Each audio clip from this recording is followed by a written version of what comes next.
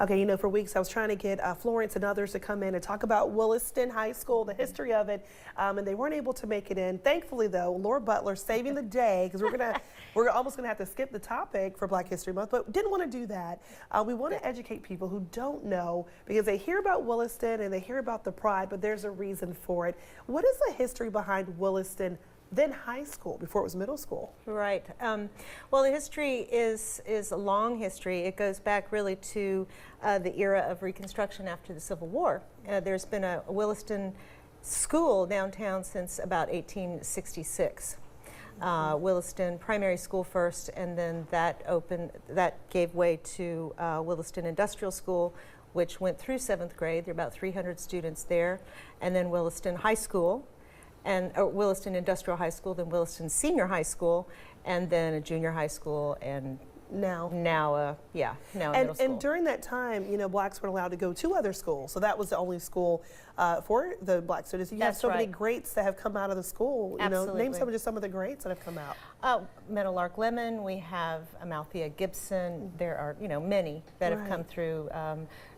Some local greats. Florence Warren. We have Dorothy, whose name is, oh my goodness. Anyway, many. Right. Yep.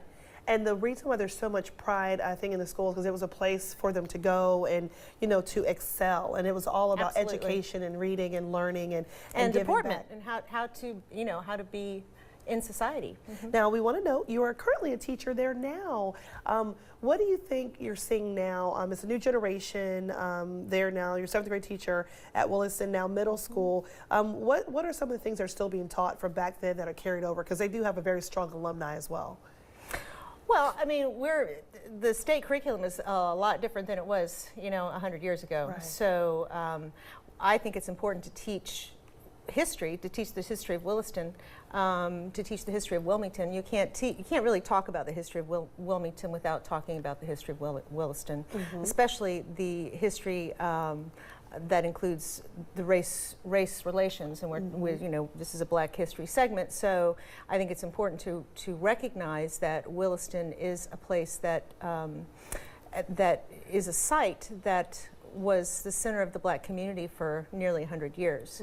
That the high school was closed rather than equitable integration. It was simply closed, and the kids were sent to Hoggard and to New Hanover High. And so that, you know, that was a real wound, and it remains a wound. It was such an important place, and there's such pride when you talk to the Williston alumni that still, you know, that is still a really cohesive group. That's which right. is amazing, yeah. And we've been following the story. I know if you guys have been following as well about the future of Williston and where it stands now. We've got stories on that later tonight as well. At 11, we kind of touched on that at our newscast about the future, but the future looks bright, we're hoping. I hope the future looks bright. We'll leave it at that. All right. Yeah, except that Dorothy DeShields. I am so sorry, Miss Doc. Okay. Yeah, absolutely. Well, thank you for coming in again. Absolutely. I made her. I said we need somebody to honor this I hope school. I represented Williston well.